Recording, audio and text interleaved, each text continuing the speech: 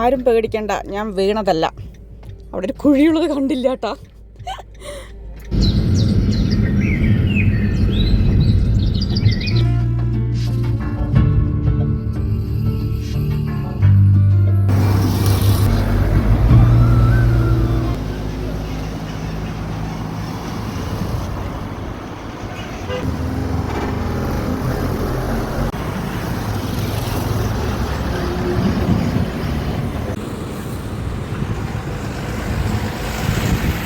എനിക്ക് എത്താത്തതുകൊണ്ട് ചേട്ടൻ പറിച്ചു തരുകയാണ് മുരിങ്ങക്കായ. റോഡ് സൈഡ് നിറയെ മുരിങ്ങപ്പൂവ്, മുരിങ്ങക്കായ, മുരിങ്ങയില എല്ലാം കണ്ടതുകൊണ്ട് വണ്ടി ഒന്ന് നിർത്തി പറിക്കാൻ ഇറങ്ങിയതാണ്.